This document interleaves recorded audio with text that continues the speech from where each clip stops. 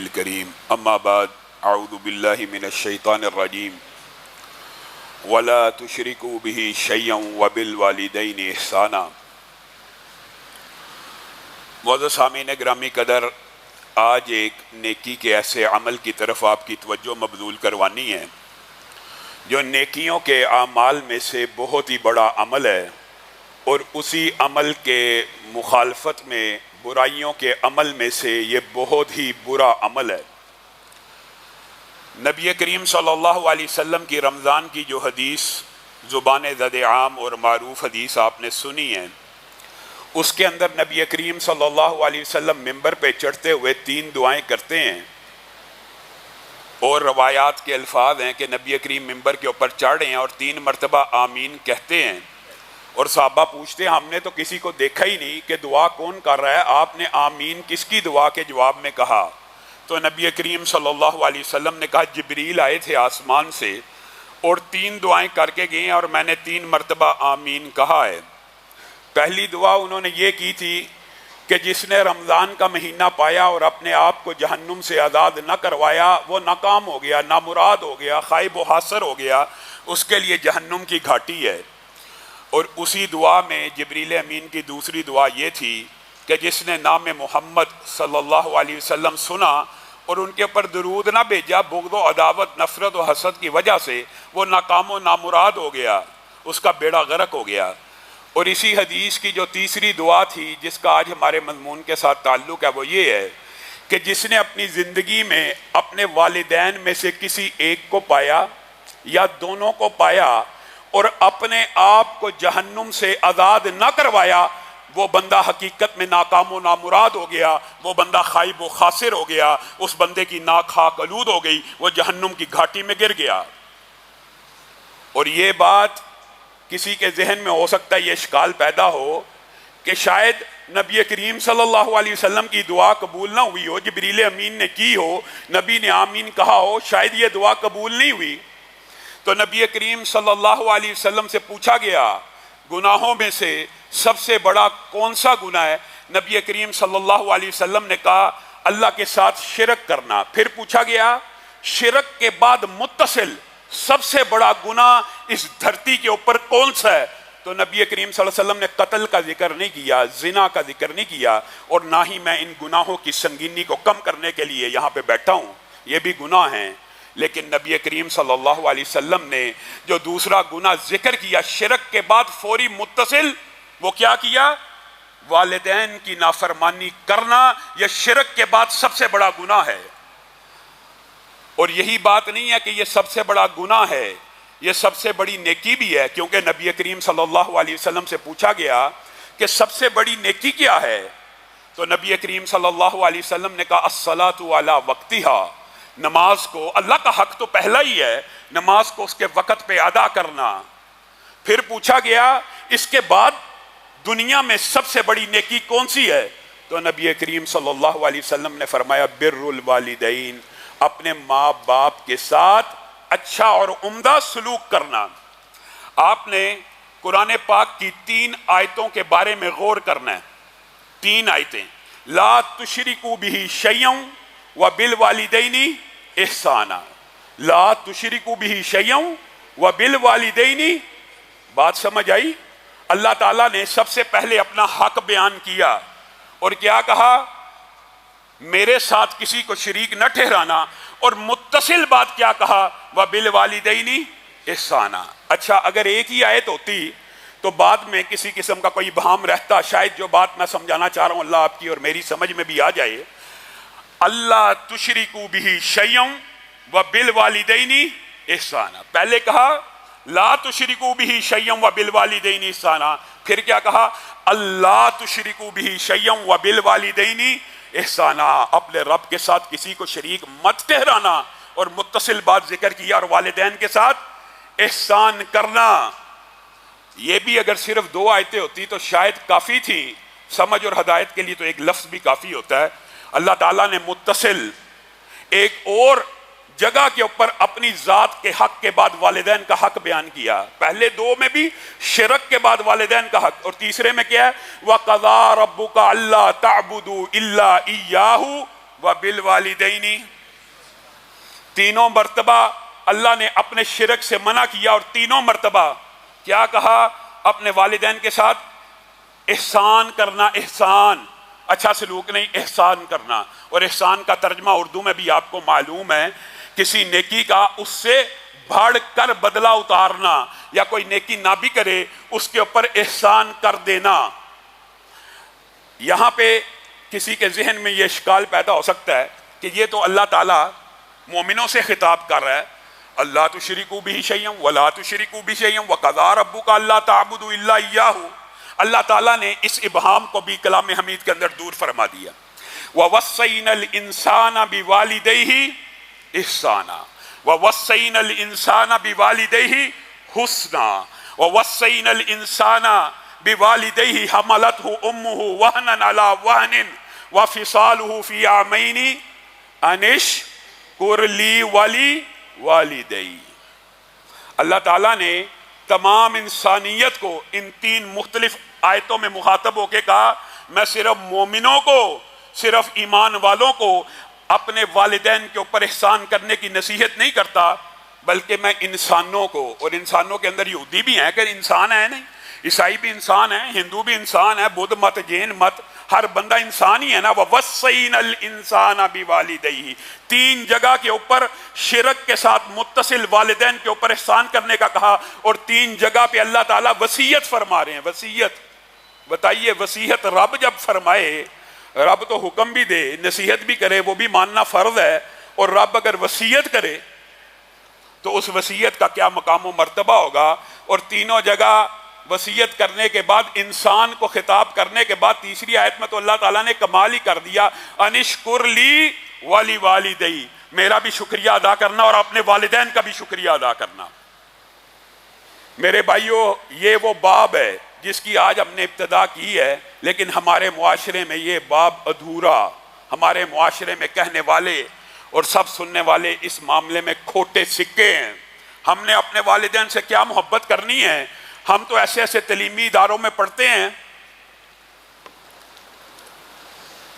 جہاں پہ بچوں کو یہ تربیت دی جاتی ہے، کانفیڈنس ہونا چاہیے، اعتماد ہونا چاہیے، اور تمہارے والدین کو کیا پتا، وہ اولڈ ماڈل ہے، معاذ اللہ، وہ تو پرانے زمانے کے لوگ ہیں۔ اب ہم بیکن ہاؤس میں پڑھ رہے ہیں، LGS میں پڑھ رہے ہیں، لاہور گرامر میں پڑھ رہے ہیں، ماما آپ کو کیا پتا ٹیچر نے یہ کہا، بابا آپ کو کیا پتا، آپ کو کیا پتا، آپ کو کیا پتا۔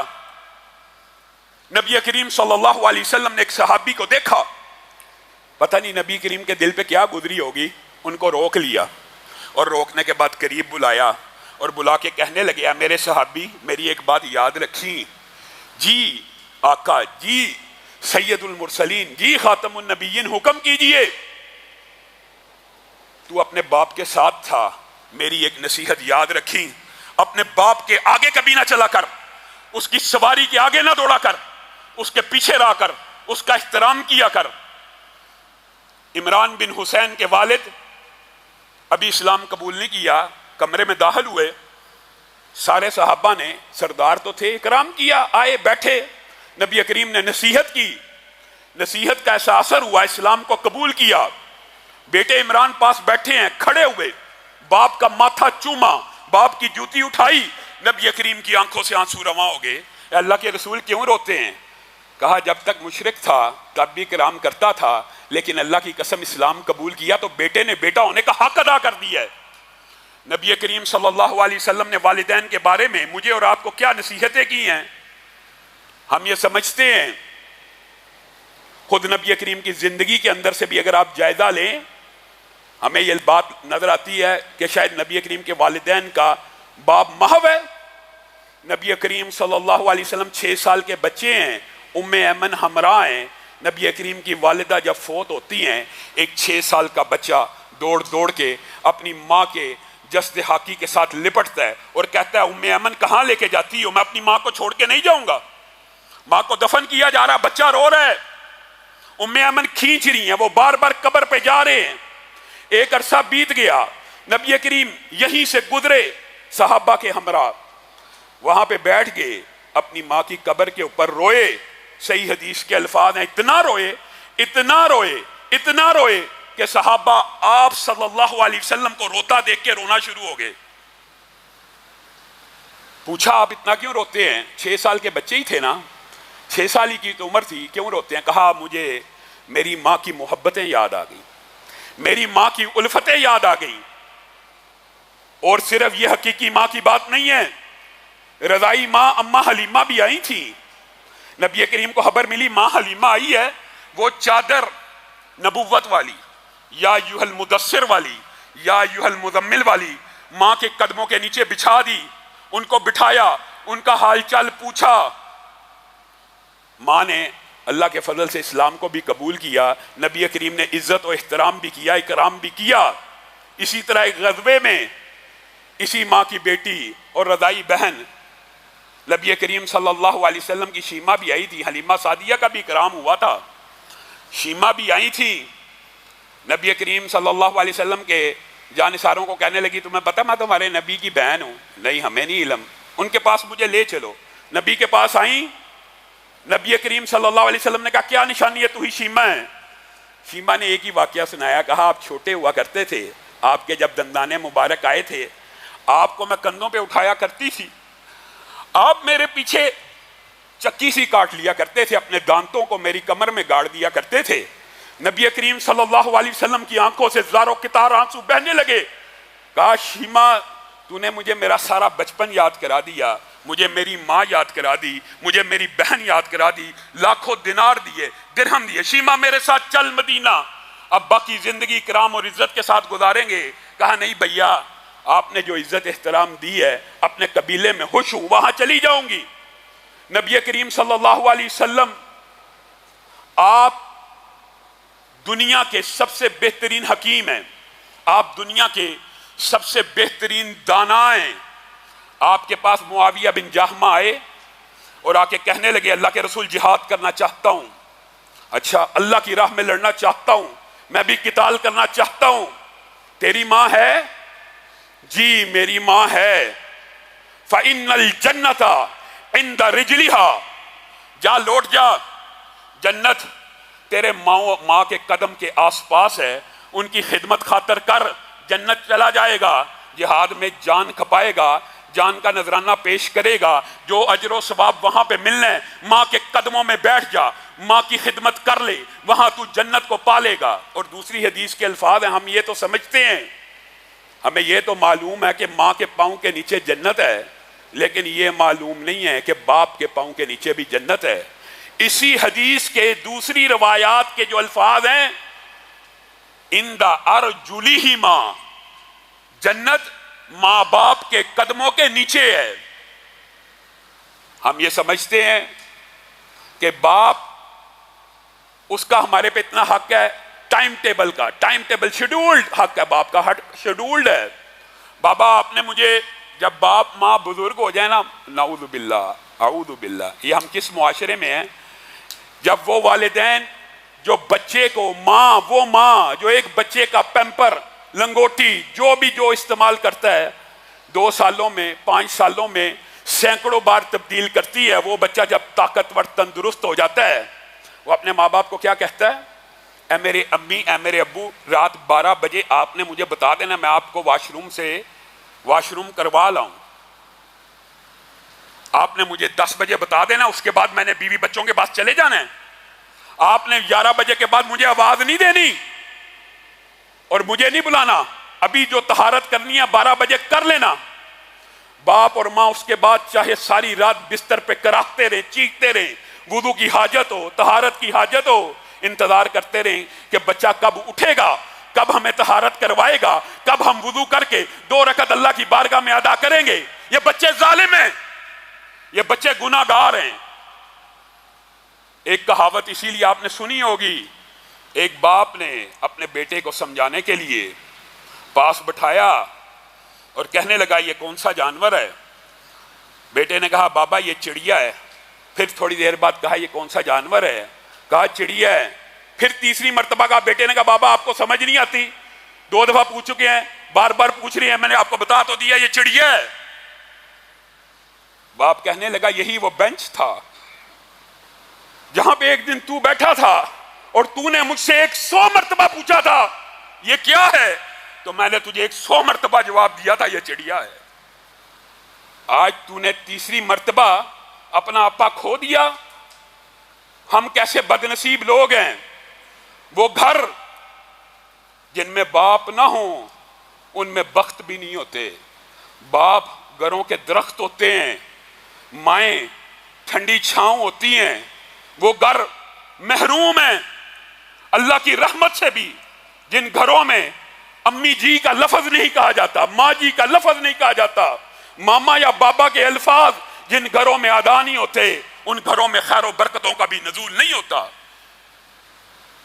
ماں باپ جن کے چلے جائیں وہی ان کی قدر جانتے ہیں، جن کے زندہ ہوں وہ تو منہ چھپائی پھرتے ہیں۔ باپ آواز نہ دے دے، ماں کہیں رات کو آواز نہ دے دے، ماں کو غسل کی حاجت نہ ہو جائے، ماں کو طہارت کی حاجت نہ ہو جائے۔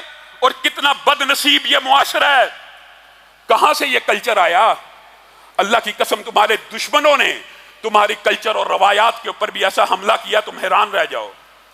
وہ باپ جس کی طہارت اب میری ذمہ داری ہے، وہ ماں جس کی طہارت اور وضو میری ذمہ داری ہے، اس کو کہاں بھیج دیا جائے؟ اولڈ ہوم میں بھیج دیا جائے۔ پھر ہم کچھ بات کہتے ہیں، یہ کہتے ہیں یہ مولوی دیکھو جی تلخ ہو جاتے ہیں۔ تمہیں کیا کہیں، 2 حرف تمہارے پہ بیچتے ہیں۔ ماں باپ کے لیے اولڈ ہوم بنائے ہوئے ہیں۔ یہ مشرق کا کلچر بھی نہیں، یہ اسلام کا کلچر بھی نہیں، یہ تمہارے دشمنوں کا کلچر ہو تو ہو، یہ اسلام کا کلچر نہیں ہے۔ کس نے تمہیں کہہ دیا؟ آپ نے یہ جو بات علماء سے سنی ہے کہ حالت نفل میں بندہ نماز میں ماں آواز دے تو نماز توڑ کے ماں کی بات سنو، یہ مسئلہ کہاں سے ثابت ہوتا ہے؟ صحیح بخاری کی حدیث ہے، جریج ولی اللہ تھا، ولی اللہ عبادت گزار تھا، حالت نفل میں نفل کی نیت کر کے نماز کو ادا کر رہا ہے، نماز کو ادا کر رہا ہے۔ ماں نے آواز دی، جریج کے دماغ میں آیا ماں کی بات سنوں اللہ کی بات سنوں، اللہ سے ہم کلام کیا کروں؟ تاخیر ہوگی۔ اگلے دن ماں نے پھر آواز دی، تاخیر ہو گئی تو ماں کے منہ سے یہ جملہ نکل گیا، جریج تجھے اس وقت تک موت نہ آئے جب تک تو کسی بری عورت کے منہ نہ لگ جائے۔ اللہ ہمارے ماں باپ جن کے زندہ ہیں وہ کبھی ہمیں بد دعا نہ دیں یا ان کے منہ سے یہ لفظ نہ نکلے۔ ماں کے منہ سے یہ لفظ نکل گیا، ایک عرصہ بیت گیا، جریج یہ واقعہ بھی بھول چکے ہیں۔ ایک عورت اس علاقے میں بہت خوبصورت ہے، اس کو علاقے کے شر پسندوں نے یہ ٹاسک دیا کہ جریج کو بہلا پھسلا کے اس کے ساتھ تعلقات قائم کر اور اس کی ہم جگ ہسائی کرتے ہیں۔ عورت نے جریج کو برائی کی دعوت دی، جریج تو ولی اللہ ہے، وہ برائی کی دعوت کو قبول نہ کیا۔ اس عورت نے ایک چال چلی، ایک چرواہے کے ساتھ منہ کالا کیا، 9 ماہ بعد بچہ اٹھائے ہوئے، طویل واقعہ مختصر کر کے آپ کے سامنے رکھتا ہوں، بچہ اٹھائے ہوئے لائی اور کہنے لگی جریج کا بیٹا ہے، جریج کا بیٹا ہے۔ پورے قصبے والے اکٹھے ہو گئے، جریج کو مارنا شروع کر دیا، اس کا عبادت خانے کو گرا دیا۔ جریج نے کہا ذرا صبر تو کرو، رک تو جاؤ، مجھے وہ دن یاد آ گیا جس دن نفل میں تھا اور ماں نے آواز دی تھی، کاش اس دن نماز کو توڑ دیا ہوتا، کاش اس دن نماز کو توڑ دیا ہوتا اور ماں کی آواز پہ لبیک کہا ہوتا۔ ماں کے منہ سے 2 جملے نکل گئے تھے، مجھے یقین ہے یہی میرے گناہوں کی سزا ہے، لیکن اللہ سے توبہ کرتا ہوں۔ بچے کو، 1 دن کا بچہ ہے، اس کی طرف اشارہ کر کے کہا بتا تو جریج کا بیٹا ہے، کس کا بیٹا ہے؟ وہ 1 دن کا بچہ اللہ کے حکم سے بول اٹھا میں فلاں چرواہے کا بیٹا ہوں۔ لیکن ماں کی اتنی سی بات میں بھی نافرمانی نہیں ہے۔ حالت نماز میں نفلی نماز ہو، ماں کی بات مقدم ہے، اس کی بات کو سننا ہے۔ اور ہم نے کیا کہنا ہے؟ ہم تو ماشاءاللہ ایسے معاشرے میں ہیں، ماں کوئی کام بھی کہہ دے، سن بھی لی، بات سن بھی لی، یہ تو صرف سنی نہیں تھی، یہاں پہ سن بھی لی۔ امی جان آپ کو کیا پتہ ہے، امی جان آپ کو کیا پتہ ہے، ماما جان آپ کو کیا پتہ ہے، بابا جان کاروبار کا ٹائم ہے، ہمیں عبادت کی طرف بلاتے ہو، ابو جان آپ کو کیا پتہ نمازوں میں کیا رکھا ہے۔ یہ معاشرے کا بیڑا غرق اسی قسم کے تعلیمی اداروں نے بھی کیا ہے، اور آپ اور میں بھی ذمہ دار ہیں. جس وقت بچے کے اوپر کنٹرول کرنے کا ٹائم تھا، جس وقت بچے کو پکڑ کے ساتھ مسجد میں لانے کا ٹائم تھا، اس ٹائم بچے کو کھیل کود میں پڑا رہنے دیا. بچہ 10 سال کی عمر کراس کر گیا. یہ 3 سال اللہ تعالیٰ نے پھر مہلت دی ہے، ڈانٹ ڈپٹ کر کے ایسی ضرب لگا کے جس سے نیل نہ پڑے، پھر اپنے تابع کر لو، پھر پکڑ کے مسجدوں میں لے آؤ. نہیں، اس وقت تم نے اور میں نے خیال نہیں کیا. آج ہم روتے ہیں کہ بچے نافرمان ہو گئے ہیں، بچے نمازیں نہیں پڑھتے. ٹھیک ہے، بچوں کا بھی فالٹ ہے، بچے بھی اپنی اصلاح کریں، لیکن ہم بھی تو اپنی اصلاح کریں. جو گزر گیا سو گزر گیا.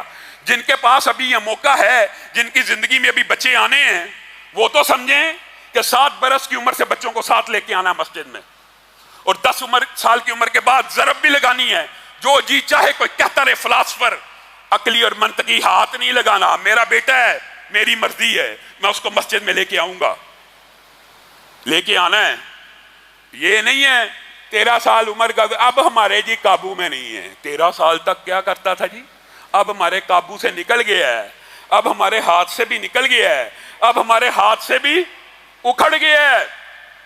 میرے بھائیوں، دنیا کے اندر نیکی کے جتنے اعمال ہیں، میں اس لیے یہ بات کہہ رہا ہوں، عبادت کر رہے ہیں نا، روزے رکھ رہے ہیں نا، زکوٰۃ بھی دے رہے ہیں، اپنی حسب توفیق اللہ کا ذکر اذکار بھی کر رہے ہیں. آج 27ویں کی رات اللہ کی مسجدوں میں جمع ہے، کس لیے؟ اللہ کو راضی کرنے کے لیے. الحمدللہ سب کی یہی نیت ہے کہ اللہ راضی ہو جائے. اے اللہ ہم سب سے راضی ہو جا، ہم سب کو جنت الفردوس میں جگہ دے. اسی نیت سے بیٹھے ہیں نا. آپ بتائیں، نبی کریم صلی اللہ علیہ وسلم کے پاس ایک صحابی آیا، آپ نے یہ حدیث تو سنی ہے، لیکن اس کا اگلا ٹکڑا آپ نہ سنتے ہیں نہ سنایا جاتا ہے. یہ حدیث سنی ہے نا؟ ایک صحابی نے آگے پوچھا تھا،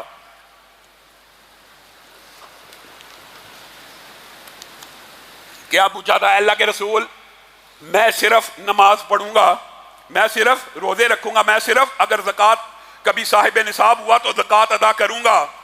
یہ حدیث سب کو یاد آ جائے گی. ابھی رسول اللہ صلی اللہ علیہ وسلم نے کہا جو جنتی دیکھنا چاہتا، سب نے سنی ہے نا؟ دیکھو اس بندے کو، دیکھو یہ جنت میں چلا جائے گا. صرف یہ کہا تھا؟ نہیں. یہاں تک تو بات سب کو یاد ہے، اگلی بات بھول گئے. نبی کریم صلی اللہ علیہ وسلم نے یہ کہا تھا، یہ بندہ جنت میں، صرف جنت میں نہیں جائے گا، بلکہ کیا، یہ بندہ یا اس جیسے لوگ سارے کے سارے جو یہ 3 عمل کریں گے، کل قیامت کے دن کہاں ہوں گے؟ نبیوں کے ساتھ، شہیدوں کے ساتھ، صدیقین کے ساتھ، اور اولیاء اور صلحاء کے ساتھ. ساتھ میں ایک شرط لگائی تھی، وہ شرط ہم بھول گئے. بشرط یہ کہ اپنے والدین کی اطاعت کرنے والا ہو.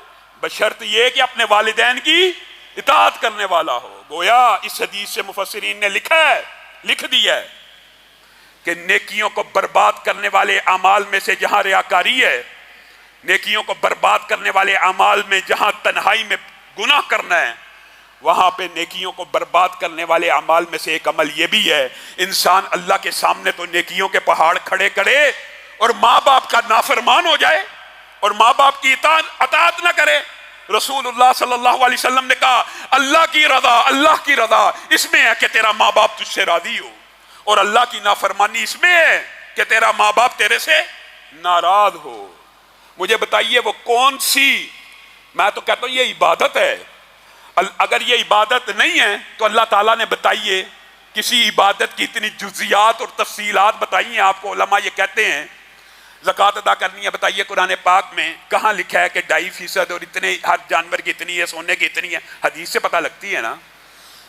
لیکن والدین کے حقوق کو قرآن پاک میں جزوی طور پہ بھی جز کر کے بیان کیا ہے. کیوں؟ پہلا حق، فلا تقل لہما اف. محدثین کا اتفاق ہے عربی زبان میں اف سے چھوٹا تکلیف اور اذیت دینے والا لفظ کوئی نہیں ہے. اگر اس سے چھوٹا کوئی لفظ ہوتا تو اللہ تعالیٰ یقیناً وہی نازل کرتا. فلا تقل لہما اف. ماں باپ کو اف بھی نہیں کہنا، اور تم کہتے ہو ماما آپ کو کیا پتہ ہے، اور سمجھتے ہیں یہ گستاخی نہیں ہے. ماں بھی بیچاری آگے سے کھسیانی ہو کے ہنس رہی ہوتی ہے، باپ بھی اچھا بیٹے کو ہی زیادہ پتا ہوگا، بیٹی کو ہی زیادہ پتا ہوتا. شرم نہیں آتی؟ فلا تقل لہما اف. باپ کو ماں کو اف بھی نہیں کہنا. وقل لہما قولا کریما. ماں باپ کے سامنے لہجہ بھی تلخ نہیں ہونا چاہیے، آواز بھی اونچی نہیں ہونی چاہیے، آواز بھی پست ہونی چاہیے. آواز بھی نیچی ہونی چاہیے، آواز بھی کریمانہ ہونی چاہیے. صرف اسی پر بس ہے عزت احترام، صرف قول بتایا اللہ نے. اللہ تعالیٰ نے ماں باپ کے سامنے کھڑے ہونے کی کیفیت کو بھی جزوی طور پہ قرآن پاک میں بیان کیا. بتائیے کون سی عبادت کو اس طرح بیان کیا گیا؟ وَاخْفِضْ لَهُمَا جَنَاحَ الذُّلِّ مِنَ الرَّحْمَةِ. بڑے بد نصیب ہیں وہ بچے. اللہ ان سب کو ہدایت دے جو اپنے ماں باپ کے سامنے کھڑے ہوتے ہیں تو قرآن کے اس حکم کو فراموش کر دیتے ہیں. اللہ تعالیٰ کہہ رہا ہے ماں باپ کے سامنے بولنے کی بات نہیں ہے، بولنے کی تو گزر گئی کہ کریمانہ بولنا ہے، اف نہیں کہنا. کھڑے کیسے ہونا ہے؟ وَاخْفِضْ لَهُمَا جناح الذل، اپنے کندھوں کو جھکا کے کھڑے ہونا ہے، با ادب کھڑے ہونا ہے. بتائیے اللہ تعالیٰ نے کس عبادت کے اندر اور اس کیفیت کا اور حیت کا ذکر کیا ہو؟ وَاخْفِضْ لَهُمَا، ایسے مؤدب کھڑے ہونا ہے، ایسے مؤدب کھڑے ہونا ہے، ایسے احترام سے کھڑے ہونا ہے، ایسے اطاعت کے پوسچر سے کھڑے ہونا ہے کہ انگ انگ سے رحمت ٹپک رہی ہو، احترام ٹپک رہا ہو. کہ باپ تمہاری شکل دیکھے، تمہارا انداز دیکھے، تمہارا سٹائل دیکھے تو چہرے پہ مسکراہٹ آ جائے، خوش ہو جائے. اللہ ہمیں ان بد نصیبوں میں سے نہ کرنا کہ جن کے والدین ان کو دیکھے اور ان کی آنکھوں پہ غصہ آ جائے اور پیشانی پہ سلوٹیں پڑ جائیں. کتنی دکھ اور افسوس کی بات ہے. اللہ تعالیٰ پوسچر بھی بتا رہا ہے. اور قربان جائیں اسلاف پر، صحابہ پر. امام ابن سیرین، وہی جن کی تعبیر رویا آپ پڑھتے ہیں، اتنے خوبصورت تھے، اتنے دراز قد تھے، اتنے وجیح تھے، اتنے جلال والے تھے، اتنے روب والے تھے. صحیح سند میں آتا ہے جب بازار میں چل رہے ہوتے تھے نا وقار کے ساتھ، تو لوگ ان کے چہرے کو دیکھ کے کہتے تھے اللہ اکبر، اللہ اکبر. امام ابن سیرین جا رہا ہے، خوشبوئیں چل رہی ہیں، اتنا باروب اور جلالی انسان. طالب علم اس امام سے سوال کرتے ہوئے ڈرتے تھے. اپنی مسند حدیث پہ جب بیٹھتے تھے، سامنے بیٹھے ہوئے طالب علموں کی کیفیت یہ ہوتی تھی کہ کپ کپا رہے ہوتے تھے، بولنے کی جرت نہیں تھی ہوتی. ایک مرتبہ ایک طالب علم گھر میں گیا، کیا دیکھا؟ وہی امام ابن سیرین جس کے روب اور جلال کی کیفیت بازار میں یہ ہے، مسند حدیث پہ یہ ہے، اپنی بوڑھی ماں کے سامنے ایسے کھڑا ہے کہ دونوں کندھے جھکے ہوئے ہیں اور جسم کپ کپا رہا ہے کہ ماں کے کہیں توہین نہ ہو جائے اور ماں کوئی حکم دے اور تاخیر نہ ہو جائے. امام زین العابدین کا صحیح سند سے یہ واقعہ ملتا ہے. میں اپنی ماں کے ساتھ کھانا نہیں کھاتا، میں اپنی ماں کے ساتھ کھانا نہیں کھاتا. امام صاحب آپ کیوں نہیں کھانا کھاتے؟ کہا اس لیے نہیں کھاتا، کبھی ماں کے ساتھ کھانا کھا رہا ہوں، ماں کی نظر کھانے کے اس حصے پہ ہو اور وہ حصہ میں روٹی سے اچک لوں تو اللہ کے روبرو گناہگار نہ ہو جاؤں. ہم نے ماں باپ کو کیا سمجھا؟ آج تو ایسے بدبختی کا دور ہے، ماں باپ تو ماں باپ کیا کہا جائے، بیویوں کی خاطر ماں باپ کو پاؤں کی جوتی بھی نہیں سمجھا جاتا. معاذ اللہ ثم معاذ اللہ. اور ماں باپ قربان جائیں، اللہ تعالیٰ نے بھی کوئی کسر چھوڑی نہیں ہے، کوئی کسر نہیں چھوڑی.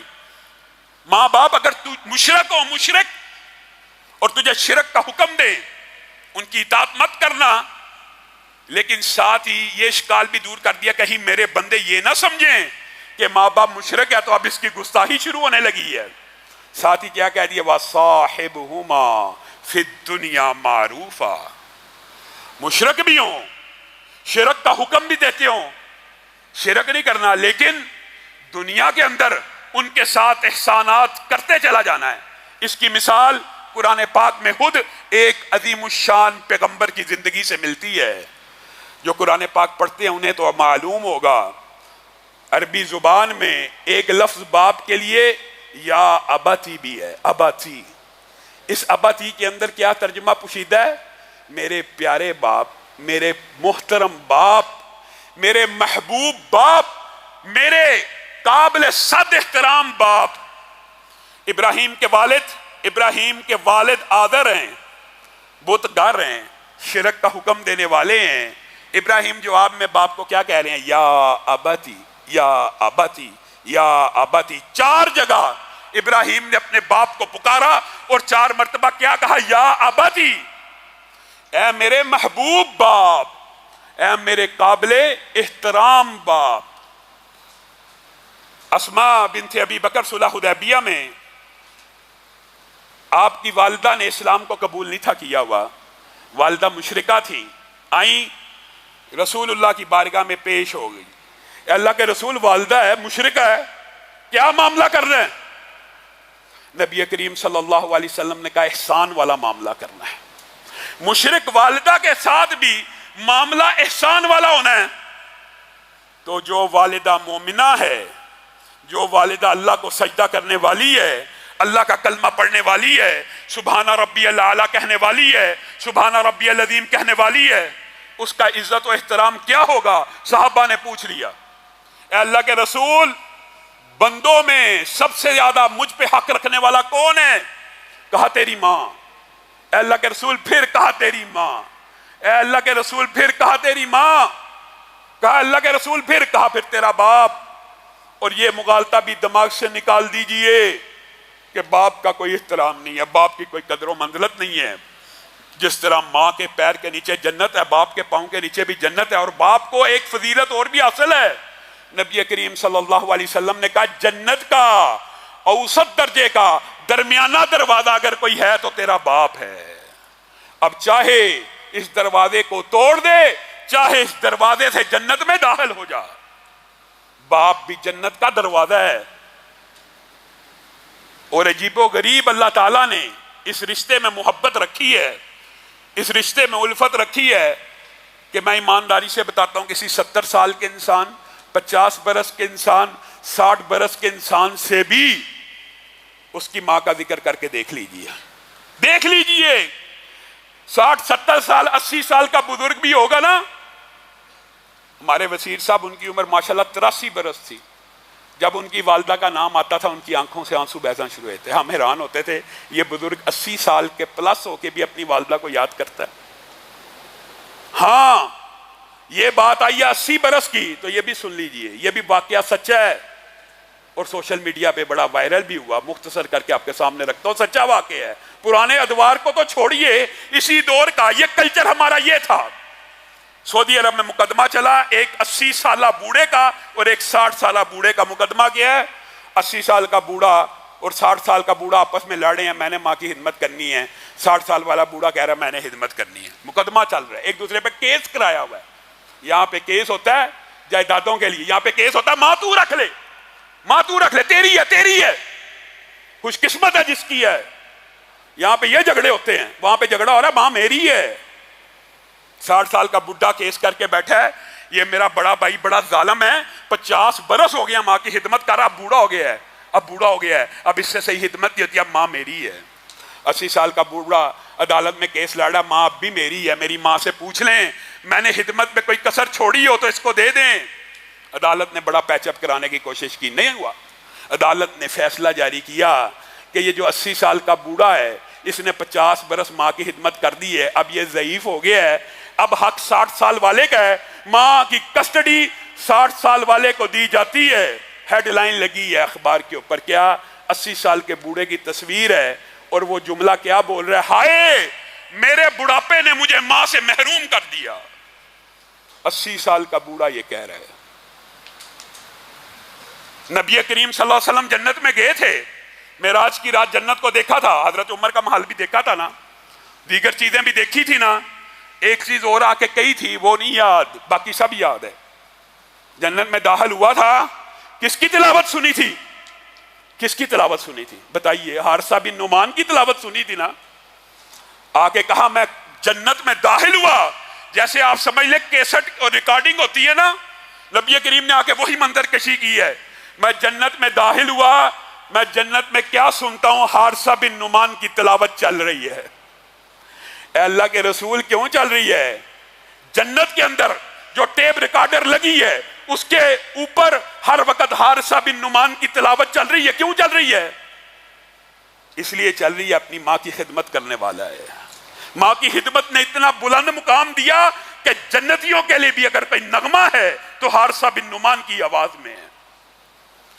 یہ ماں کی خدمت کا اجر ہے، اور ماں کی خدمت کے اجر میں لوگوں کی قسمتیں بدل جاتی ہیں، تقدیر بدل جاتی ہے، اعمال اور نیکیاں قبول ہوتی ہیں۔ میرے بھائیوں، اللہ کی قسم کھا کے کہہ رہا ہوں، اور آپ سے جھوٹ کیوں بولنا ہے؟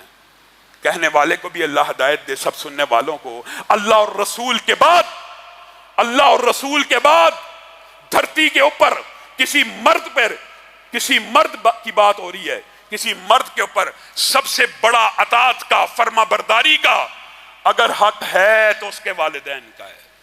اور اللہ ہی کی قسم کھا کے کہتا ہوں، دھرتی کے اوپر کسی عورت پہ سب سے پہلا حق اللہ رسول کے بعد اگر کسی کا ہے تو اس کے خاوند کا ہے۔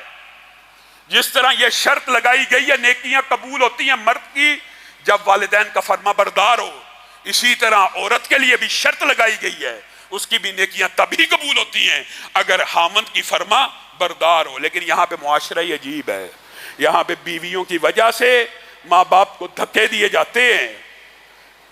تو اپنی بیوی کو کیوں مجبور کر رہا ہے؟ نہیں، وہ تیری ماں باپ کی خدمت کرنی، تیری تو وہ نافرمان بن گئی، تو نے بھی اپنی جنت خراب کر لی، تیری جیب میں تو ٹکے ہیں، تیری جیب میں تو پیسے ہیں، کیوں تو اپنی والدین کو اپنے پیسوں سے خدمت گزار رکھ کے دیتا؟ خدمت کرنے والی اولاد خود بھی اتنی بڑی اجر و ثواب کی مستحق ہوتی ہے کہ صحیح حدیث کے الفاظ ہیں، آپ نے سب نے واقعہ سنا ہے، دعائیں بھی قبول ہوتی ہیں۔ لوگ پوچھتے ہیں دعا کیسے قبول ہونی ہے؟ والدین کی خدمت کرو دعا قبول ہوگی۔ اپنی طرف سے کہہ رہا ہوں، متفقن علیہ احادیث کی کتابیں بھری پڑی ہیں اس واقعے سے۔ غار والا واقعہ آپ سب جانتے ہیں، سنا ہوا ہے۔ پہلے آدمی نے کیا کہا تھا؟ یہی کہا تھا نا کہ میں سب سے پہلے گھر آ کے اپنے والدین کو دودھ پلاتا تھا۔ ایک دن گھر آیا، والدین سو چکے ہیں، میرا دل نہیں چاہا کہ میں بچوں کو پہلے دودھ پلاؤں والدین سے۔ میں نے پوری رات ان کے سرانے گزار دی، جب تک وہ اٹھے نہیں، دودھ کا پیالہ پیا نہیں، اپنے بچوں کو بھوکا سکلا لیا، اپنے والدین کے اٹھنے سے پہلے ان کو پیالہ نہ دیا۔ اللہ تعالیٰ نے بدلے میں کیا دیا؟ پتھر کو پیچھے کر دیا۔ نبی کریم صلی اللہ علیہ وسلم کے پاس ایک صحابی آئے، ابن عمر کی حدیث ہے، آ کے کہنے لگے اللہ کے رسول، سبحان اللہ، اے اللہ کے رسول بہت بڑا گناہ ہو گیا ہے، بہت بڑا گناہ ہو گیا ہے، بہت بڑا گناہ ہو گیا ہے، اے اللہ کے رسول بہت بڑا گناہ ہو گیا ہے۔ اچھا تیری ماں ہے؟ سبحان اللہ، تیری ماں ہے؟ تیری والدہ ہے؟ صحابی نے کہا نہیں، والدہ تو نہیں ہے۔ خالہ ہے؟ جی ہاں ہے۔ توبہ کرنا چاہتا ہے، گناہ معاف کروانا چاہتا ہے۔ اس حدیث کے الفاظ اس بات کے اوپر دلالت کرتے ہیں کہ جس طرح نبی کریم نے خالہ کے لیے کہا، اگر ان کی والدہ زندہ ہوتی تو والدہ کے لیے کہتے۔ پہلے پوچھا ہی والدہ کا، والدہ ہے؟ نہیں ہے۔ خالہ ہے؟ جی ہاں۔ پھر جا، چلا جا، ان کی خدمت میں زندگی بسر کر دے، اللہ تیرے سارے گناہوں کو معاف کر دے گا۔ اگر خالہ کی خدمت سے سارے گناہ معاف ہوتے ہیں تو والدہ کی خدمت سے نہیں ہوتے؟ کہاں در در کی ٹھوکریں کھاتے ہو؟ فلاں پیر کے پاس جانا ہے، فلاں دربار پہ جانا ہے، فلاں آستانے پہ جانا ہے، فلاں سے دعا کروانی ہے، فلاں دربار پہ جاؤں گا سارے گناہ معاف ہو جائیں گے۔ گھر میں اللہ رب العزت نے ماں باپ کو بھیجا ہوا ہے، ان کے در پہ جا، ان کی خدمت میں اپنی زندگی بسر کر، نبی کریم کا وعدہ تیرے سارے گناہ معاف ہو جائیں گے۔ نبی کریم صلی اللہ علیہ وسلم نے نافرمان بچوں کو بھی کہہ دیا، خوشخبری بھی ہے، ایسے بچے جن کے والدین دنیا سے چلے گئے اور ان کو پتا ہے ہمارا والد یا والدہ ہم سے خوش نہیں گیا، وہ کیا کریں؟ ان کے لیے بھی تو کوئی سیف پیسیج ہونا چاہیے، ان کے لیے بھی تو کوئی ایگزٹ ہونا چاہیے۔ نبی کریم صلی اللہ علیہ وسلم نے بھی کہہ دیا اور اللہ نے بھی کہہ دیا۔ اللہ تعالیٰ نے اس عبادت کو اتنی تفصیل سے کلام حمید میں بیان کیا، کھڑے ہونے کا پوسٹر، الفاظ کا طریقہ، انداز، حتیٰ کہ دنیا سے چلے جانے کے بعد کے بھی الفاظ اللہ نے ہی سکھا دیے۔ وَقُلْ رَبِّ ارْحَمْهُمَا كَمَا رَبَّيَانِي صَغِيرًا۔ جس کے والدین دنیا سے چلے جائیں اور وہ یہ سمجھتا ہو کہ میرے والدین میرے سے ناخوش گئے ہیں، وہ کیا کرے؟ یہ بھی حدیث کے بہقی کے الفاظ ہیں۔ وہ کہے اللہ میرے والدین کو معاف فرما، اللہ ان کے اوپر رحم فرما، دعا کرتا رہے کرتا رہے کرتا رہے۔ حدیث کے الفاظ یہ بدبخت جو تھا، جو نافرمان تھا، دعا کرتا چلا جائے گا، ایک وقت آئے گا اللہ تعالیٰ اس کو سعادت مندوں میں لکھ دے گا کہ اگرچہ دنیا میں حق ادا نہ کیا لیکن چلے جانے کے بعد ایسی توبہ کی ہے، ہر وقت اپنے ماں باپ کے لیے مانگتا رہتا ہے، اپنے والدین کے لیے مغفرت کی دعا اور رحم کرنے والے کی دعا بھی اس کے لیے گناہوں کو معاف کرنے کا ذریعہ بن جاتی ہے، سعادت مند لکھا جائے گا۔ بات آئی ہے تو ضمنی طور پر مولانا عبد المنان وزیر آبادی کا واقعہ میرے دماغ میں آ گیا۔ آپ کے والد جو تھے انہوں نے اپنے 7 بچوں کو بیوروکریٹ بنایا، آفیسرز بنایا۔ یہ نبینا تھے، عبد المنان وزیر آبادی نبینا تھے۔ ان کے بارے میں میاں بیوی نے مشورہ کیا اس کا کیا کیا جائے، یہ تو آفیسر وغیرہ نہیں بن سکے، کہا اس کو دین کا طالب علم بنا دیتے ہیں۔ ان کو حافظ قرآن بنا دیا، اور ان کی اس نیکی کی وجہ سے آج بر صغیر پاک و ہند میں جو بھی ہے انہی کا شاگرد ہے۔ عبد المنان وزیر آبادی حافظ بھی بنے، عالم بھی بنے، شیخ الحدیث بھی بنے۔ والد دنیا سے چلے گئے، والدہ کو خواب آیا، خواب اگرچہ حجت نہیں ہوتا لیکن خوشخبری کے لیے خواب آ جاتے ہیں۔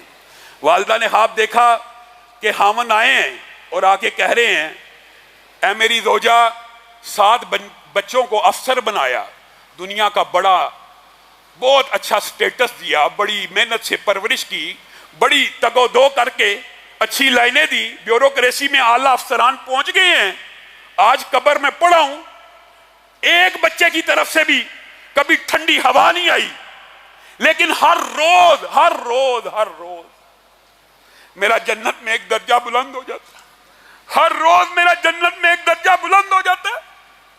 مجھے پتہ لگتا ہے کہ وہ عبد المنان وزیر آبادی جو نبینا تھا، جس کو حافظ قرآن بنایا تھا، وہ سجدے میں یہ دعا کر رہا ہوتا ہے رب ارحمہما کما ربیانی صغیرا ربنا اغفر لی ولی والدی رب اغفر لی ولی والدی۔ وہ جب بھی یہ دعا کرتا ہے اللہ میرے ماں باپ کو معاف فرما، اللہ تعالیٰ جنت میں میرا ایک درجہ بلند کر دیتے ہیں، اللہ جنت میں ایک درجہ بلند کر دیتے ہیں۔ میرے بھائیوں، ہم کس دنیا کے پیچھے بھاگ رہے ہیں؟ اللہ کی قسم 100 برس نہیں گزریں گے، وہ بڑا ہی خوش قسمت انسان ہوتا ہے کہ 100 برس بعد بھی دھرتی والے کسی اس انسان کو یاد کر کے اس کے لیے دعائیں کرتے ہوں۔ اٹھائیے اپنے خاندان کی ہسٹری، دیکھیے، غور کیجیے۔ آج 2021 ہے، 1921 میں جو آپ کا پردادا تھا یا پردادے کا والد تھا، آپ اس کا نام بھی جانتے ہیں؟ آج دھرتی کے اوپر 100 سال بعد اس کے لیے کوئی دعائیں کرنے والا موجود ہے؟ نیکیوں کے کچھ ایسے بازار گرم کیجئے، صدقہ جاریہ کے کچھ ایسے میدان تیار کیجئے کہ 1000 برس بھی گزر جائیں، آپ کے لیے ہاتھوں کو اٹھا کر دعا کرنے والے لوگ موجود ہوں۔ اور قربان جائیں امام ابن تیمیہ کے اوپر، ابن قیم کے اوپر، امام احمد ابن حنبل کے اوپر، امام مالک کے اوپر۔ یہ جو ائمہ ہیں کتنی دیر پرانے ہیں؟ کوئی 600 سال، کوئی 700 سال، کوئی 1000 سال، کوئی 1400 سال۔ ہمیں تو اپنے پردادے کے دادے کا نام نہیں آتا، ہم نے کیا اپنے والدین سے وفا کرنی ہے؟ انسان ہے ہی بے وفا۔ آپ اپنی اولادوں کے اندر کم از کم اتنا دین تو ڈال کے جائیے کہ کوئی 25 30 50 برس ہی آپ کے لیے دعا ہوتی رہے۔ کوئی نیکی کے ایسے میدان سرگرم کر جائیے کہ 1000 برس بھی گزر جائے، جنت میں درجات بلند ہوتے چلے جا رہے ہوں۔ کوئی نہ کوئی پلان تو کیجیے، ارادہ تو کیجیے۔ اللہ کی قسم آپ ارادہ کریں گے، خود بخود اللہ تعالیٰ راستہ بنائے گا۔ آپ کو چیز سوچیں کہ ہم وہ کیا نیکیاں کریں۔ نبی کریم صلی اللہ علیہ وسلم نے اسی لیے کہا تھا نیک بچہ والدین کے لیے صدقہ جاریہ ہوتا ہے۔ امام بخاری، سبحان اللہ، کتنے عرصہ ہو گیا؟ 1200 برس ہو گیا۔ امام بخاری، آج بھی ان کے لیے لوگ دعائیں کرتے ہیں۔ اور ان کی والدہ کے ساتھ ان کا جو تعلق تھا آپ کو علم ہوگا، نبینا ہو گئے تھے۔ والدہ نے دعا کی تھی اللہ آنکھیں لٹا دے، اللہ نے آنکھیں نہیں لٹائی، ایسی فہم و بصیرت بھی عطا کی، آج بھی بخاری شریف زندہ ہے۔ اور ویسے کرنی قسمتیں کیسے بدلتی ہیں؟ کیا صحابی ہیں؟ پوری دنیا کے ولی جمع ہو جائیں، ایک صحابی کے مقام و مرتبے کا مقابلہ نہیں کر سکتے، پوری دنیا کے ولی۔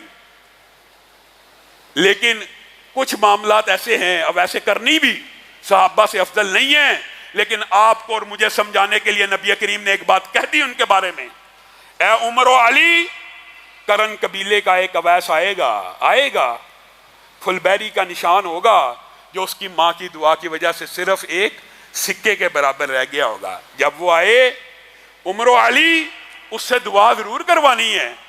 عمر اور علی جو صحابی ہیں، جو خلیفہ راشد ہیں، یہ مجھے اور آپ کو سمجھایا جا رہا ہے. معاذ اللہ، اویس کا مقام ان سے بلند نہیں ہے، یہ آپ کو اور مجھے بتانے کے لیے ہے. اللہ کے رسول اس سے کیوں دعا کرائی جائے؟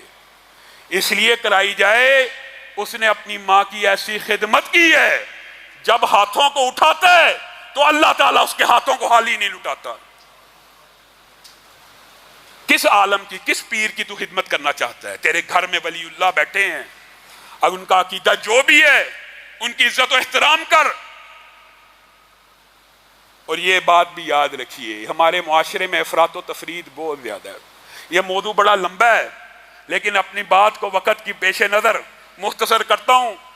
حضرت ابو سفیان جب ابھی اسلام قبول نہیں تھا کیا تو ام حبیبہ نے ان کا استقبال کیا تھا، ان کو اپنے گھر میں بٹھایا تھا، لیکن نبی کریم صلی اللہ علیہ وسلم کے بستر پہ نہیں تھا بیٹھنے دیا. کہا تھا آپ مشرک ہیں، میرا خاوند رسول ہے، نبی ہے، پیغمبر ہے، اور یہ ان کی چادر ہے، آپ سے میں معذرت خواہ ہوں، آپ کو یہاں بیٹھنے نہیں دے سکتی. لیکن اس کا مطلب یہ نہیں ہے کہ مشرک والدین ہو. اسی لیے امام ابن تیمیہ نے ایک بات لکھ دی ہے، اگر کسی بچے کی ماں اعلانیہ برائی کرے اس بچے کو اجازت نہیں ہے کہ اپنی ماں کو ہاتھ بھی لگا دے. اس بچے کو بھی اجازت نہیں ہے کہ اپنی ماں کو ہاتھ بھی لگا دے. ماں کا اتنا حق ہے. اور عبداللہ ابن عمر، ابو بردہ آئے تھے نا، ابو بردہ کا عزت احترام کیا ابن عمر نے. کہا یار بڑا عزت احترام کر رہا، کیا معاملہ؟ کہا تو میرے باپ کا دوست ہے. جو بندہ چاہتا اپنے ماں باپ کے ساتھ نیکی کرے وہ ان کے دوست احباب کے ساتھ نیکی کرے. یہ بھی حدیث کے الفاظ ہیں. حضرت عبداللہ ابن عمر ایک اعرابی کو پکڑ لائے، اس کو اپنا امامہ دیا، اس کو گدا دیا، اس کو شرفیاں دینے لگے. صحابہ نے کہا دیگر نے کیا کرتا ہے، یہ تو بدو ہے، تھوڑی سی چیز دیتا راضی ہو جاتا. کہا تجھے نہیں پتا میرے باپ کا دوست ہے، اور نبی کریم سے میں نے سنا تھا جو اپنے باپ کے ساتھ نیکی کرنا چاہتا ہے اپنے ماں باپ کے دوستوں کے ساتھ نیکی کرے. اسلام تو یہ سکھاتا ہے ہم چچاؤں سے لڑے ہوئے ہیں، ہم ماموں سے لڑے ہوئے ہیں، ہم خالاؤں سے لڑے ہوئے ہیں. اسلام کہتا ہے ماں باپ کے دوستوں سے بھی نیکی کرو تاکہ تمہارے ماں باپ کو اجر پہنچے. اور ہم اپنے چچاؤں سے نہیں مل رہے، ہم اپنے ماموں سے نہیں مل رہے، ہم اپنے خالاؤں سے نہیں مل رہے. جو براہ راست صلہ رحمی کے رشتے ہیں، صلہ رحمی کے رشتے بڑھانے سے، ان کی عزت احترام کرنے سے بندے کی عمر بھی بڑھتی ہے اور رزق بھی بڑھ جاتا ہے.